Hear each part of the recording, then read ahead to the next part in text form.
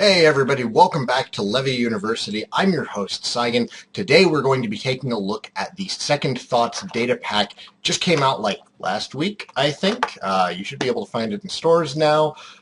Go support your local game store, support Fantasy Flight Games, and grab it. I wanted to cover the cards that are out in this set and what I thought of them. This is just going to be kind of a quick run through, nothing too in-depth. And then, next video we should catch up with that Jinteki core set. Been kind of busy writing my novels, so it's been a bit slow. All right, first up we have Bishop. It's a new Anarch program, 0 credits to install, 1 memory to use it. It's a Kaisa program following the chess theme of the Rook and Pawn Kaisas from opening moves. For a click, host Bishop on a piece of ice not hosting a Kaisa. If it's already hosted, Bishop can be hosted only on ice protecting a central server if Bishop is on ice protecting a remote server, or on ice protecting a remote server if Bishop is on ice protecting a central server. Host ice has -2 strength. So I think that that's pretty poorly worded. I think that it should be, just host Bishop on a piece of ice, not hosting a Kaisa. If it's already hosted and on a central server, host Bishop on a piece of ice protecting a remote server. If Bishop is on a piece of ice protecting a remote server, host Bishop on a piece of ice protecting a central server. God, there is no good way to word that. Anyhow, you can bounce it back and forth between central server ice or remote server ice, giving a target piece of ice -2 strength at the cost of a click. And you can bounce it around depending on what breakers you have, what's going on in the game, where you want to run. I really like Bishop. I can't wait to start using Kaisas more. There's like 3 of them out now, so I think I might actually start making them a major part of the deck. Although Bishop doesn't really work at all with Pawn. There's no reason to use it. Actually, Pawn's just not that useful yet. I can't wait until we get some of the other Kaisa pieces. Like, I imagine Knight and Queen are going to be amazing. Moving on. Shahrazad from the Arabian Nights. I believe Shahrazad was the one who told 1,001 stories to keep from dying. Anyhow, it's a unique program, 0 credits to install, 0 memory cost, and Shahrazad can host any number of programs. When you install a program on Shahrazad, gain a credit. She's essentially letting you install whatever programs you want for 1 credit less. If it's a free program to install, then you're actually gaining a credit off of it. I see this being a really good economy card, and it's pretty easily splashed at only 1 influence. The only problem is if you lose this thing to a roto turret, you are losing every single program on it. Also note, Shahrazad doesn't say that programs hosted on Shahrazad don't count against your memory. This isn't going to help your memory at all. It just saves you some money installing stuff. Our final Anarch card is Hard at Work.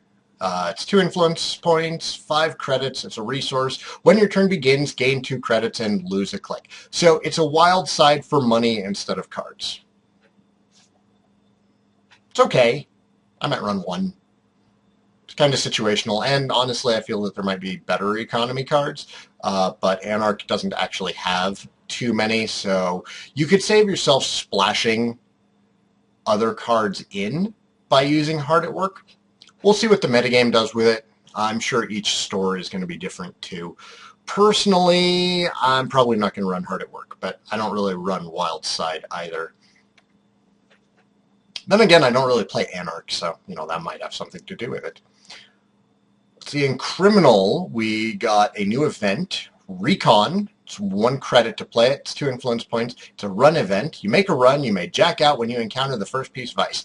It lets you safely face check ice. That's not good. It's not bad. I like it. I'll probably run 1 or 2 of them. It's an alternative to forged activation orders, and you can run both now to safely check ice. Copycat, another criminal program. It's 1 influence point, 1 credit to install, 1 memory. Whenever you pass a piece of ice, you may trash copycat. If you do, choose another resed copy of that ice, protecting any server. The run continues as if you had just passed the chosen piece of ice and you are now running from this new position. It turns any piece of ice that has a duplicate resed into a back door. It's a cool trick. It's kind of situational. I would run maybe 1 in a deck. But for copycat to work at all, you're going to have ice on a runnable server and ice in a good position on the server that you're trying to get to. So it is extremely situational. I can see it winning games, just not all the time. Excuse me, hiccup. Our last criminal card of this set is Leviathan, a icebreaker decoder program for 2 influence, 6 credits to install, 1 memory, 3 strength. 3 credits will break up to 3 code gate subroutines. 3 credits will give it +5 strength. It's a very beefy icebreaker. It's very situational. It might see some play. With the new draft format, Leviathan's probably pretty good. Outside of draft, I don't really see him getting too much play in constructed decks. Yeah, he's just really expensive to use, and he's really situational on the kind of ice. If we start seeing more code gates with a bunch of subroutines on them, Leviathan will probably do work, but you know, he's expensive to use, and he's already 6 credits to put out. Moving into our Shaper cards, we got 2 new Shaper cards in this set. We got a new double event, Eureka. It's 3 credits to play, 1 influence. All double events require you to spend an additional click to play them. You reveal the top card of your stack. You may install that card, lowering the install cost by 10 credits if able. Otherwise, trash it. I really like Eureka. I can see Eureka making Motivation playable, which Motivation was kind of bleh before. In fact, it was probably one of the first terrible cards printed. Eureka makes Motivation so much better. Also, Eureka is going to work hilariously with Test Run. I can see Eureka working in very cool Shaper decks to trick like really large things into play. Like, you could get a monolith into play with this for 8 credits. You'd still want like all the right programs in hand before installing it. So it would require some setup, but like if it hits, it's the perfect storm. We'll probably see some really cool things happen with Eureka, probably in Kate decks. Our second Shaper card is a new piece of hardware called the Reconstructor. It's 1 influence point, 0 credits to put it out. Whenever you make a successful run on archives, instead of accessing cards, you may choose 1 face-up card in archives and add it to the top of R&D. It's a time waster, I guess. Like, if the corporation has pitched some cards that are going to be worthless against you, like, I don't know.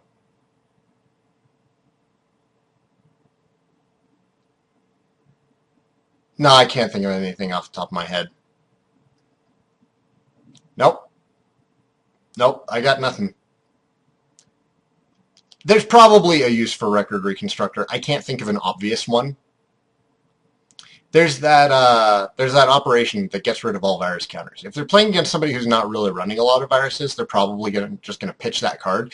You could use Reconstructor to keep forcing them to draw it, but it's still forcing you to run on archives just to do that. So you're making them waste a click at the cost of a click on your own.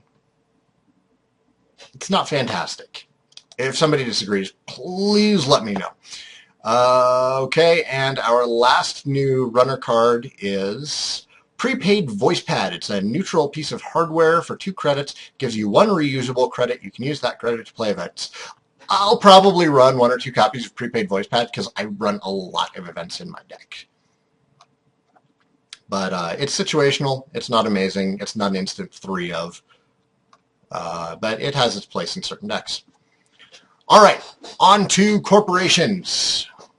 In Haas Bioroid, we have a new piece of scary Bioroid Ice, Wotan. It's a unique ice, which I don't think I've actually seen before. 14 credits to res, 10 strength.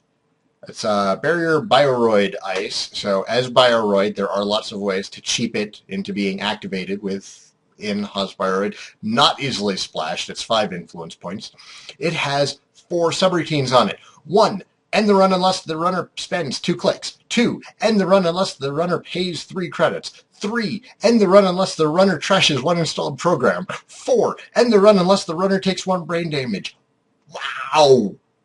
I would hate to see a Wotan protecting agendas. It's just, it's so horrifying to get past. Next up, we have Hellion Alpha Test. New Black Ops operation for 3 influence, still has Bioroid, 1 credit. You can only play if the runner installed a resource during his or her last turn. You do a trace of 2. If it's successful, add 1 installed resource to the top of the runner's stack. If unsuccessful, take 1 bad publicity. It's all right, and it can honestly mess with the runner. If they've been beefing up a Katie Jones and they play another resource, you can totally bump Katie Jones to the top of their stack. Situational card, absolutely. Can probably safely run 1, maybe 2 if you're Haas Bioroid. I would not splash 2. I would splash at most 1. Clone Retirement in Jinteki. New Jinteki agenda requires 2 to advance and score it. It is a 1-point agenda. When you score Clone Retirement, you may remove 1 bad publicity. When the runner steals Clone Retirement, the corp takes 1 bad publicity. It's a trick. It's fast advance in Jinteki. It's something that they can play early game to recover from possibly Grim. If they're running Grim, Clone Retirement would help you recover from that and get rid of that bad publicity. Nothing else is immediately coming to mind, but there are a bunch more bad publicity cards coming out through the rest of the data cycle, spin cycle, which Second Thoughts is the second set of. So there's 4 more coming out. Swordsman, new ice, 3 to res it. It's only 1 influence point, so easily splashed. 2 strength, nothing terribly beefy. Sentry Destroyer AP. The runner cannot use AI programs to break subroutines on Swordsman. Take that, Atman. Swordsman, I think, is definitely going to see play because it makes Atman so much worse when Atman before was just wrecking. It's going into my Jinteki deck. I'm probably going to run 3 of them. Subroutines. 1. Trash an AI program. That'll kill a femme fatale. If you catch them off guard with a Swordsman, you can kill a femme fatale with it. Oh, yes. Or no, she's not AI. Never mind. It'll kill Atman. It'll kill Darwin. Why did I think femme fatale? You know, just ignore me. She's a killer type. Subroutine. Do 1 net damage. Let's see. Shipment from Sansan. A new NBN double operation. 0 credits to play. You place 2 advancement tokens on a card that can be advanced. It saves you 2 credits. Like you could Clone Retirement and then Shipment from Sansan on your first turn. Score your agenda point. Save yourself some money. It's okay. I see it definitely going into NBN decks and almost certainly into fast advanced decks because it'll just save you that money. Next up we have Muckraker. 5 to res it. Ice, Sentry, Tracer, Illicit, 3 strength, 3 influence points, NBN. When you res Muckraker, take a bad publicity. Trace 1, give the runner 1 tag. Trace 2, give the runner 1 tag. Trace 3, give the runner 1 tag. And the 4th subroutine is end the run if the runner is tagged. Ha. I kind of like it. I probably wouldn't splash it, but I see it definitely going into NBN decks. Next up, we have some Wayland cards. We have a new Wayland agenda, the Cleaners. 5 advancement required to score it. It's worth 3 points. Security agenda. Whenever you do meat damage, do 1 additional meat damage. Scorched Earth just got better. Private Security Force just got better. My God, that card is so good. I really like the Cleaners. That's going to be a 3 of in my Wayland deck. Elizabeth Mills. 2 to res, asset executive. She is a unique. 1 credit to trash her. That's not too amazing. 2 influence points, so she can be fairly easily splashed. When you res Elizabeth Mills, remove 1 bad publicity. That's not bad. Here's the kicker. You can spend a click and trash her to trash a location. Take 1 bad publicity. It kills Wildside, it kills Crash Space, it kills probably other things that are things that I can't think of right now. I really like Elizabeth Mills. She's a flexible card, and she can probably find herself as 1 or 2 copies in multiple decks. Next up, we have Off the Grid, a Wayland upgrade for 3 influence points. It's 6 to res, 0 to trash it. You can only install it in a remote server. The runner cannot initiate a run on this server. Whenever the runner makes a successful run on HQ, trash Off the Grid. I like this.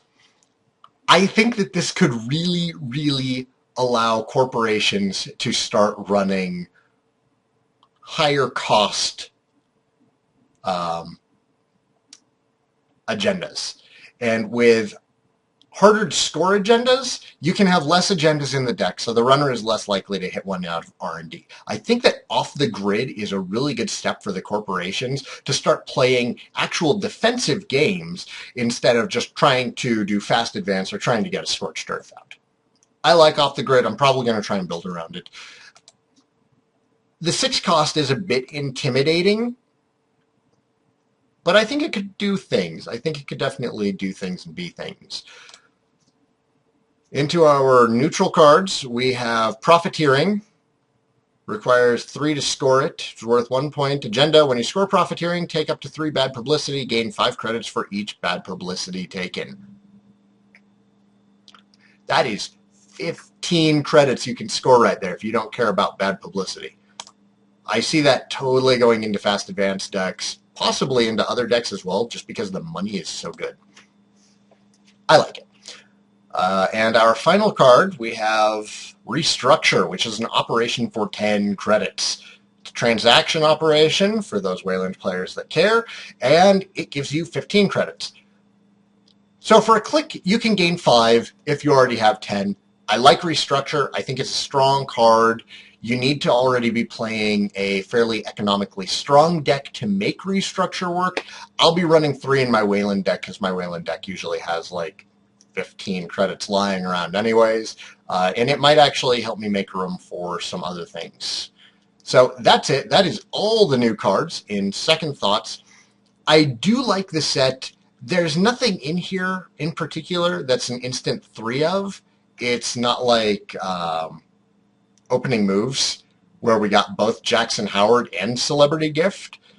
But I think it is a solid set. I imagine that Bishop is going to help a lot. Shahrazad's good. Wotan, oh man, I want to see Wotan hit the HB Big Ice decks. Prepaid Voice Pad is decent enough. I like Clone Retirement. I like Hellion Alpha Test. Swordsman is ballin'. Elizabeth Mills is okay. Profiteering is really strong. If you're playing Fast Advance, I see Second Thoughts being a really good set to pick up. If you're not playing Fast Advance, there are some utility cards, but nothing that's just, you know, crazy. All right, everybody. Thanks for watching. I will see you guys next time. I apologize for the lack of videos recently. I am writing a novel. That has eaten up some time. But after November ends, that is when I should be done with the stupid freaking novel. And things should go back to the regular schedule. Thanks again for watching. I'm your host, Saigan. This was Levy University. I will see you guys next time.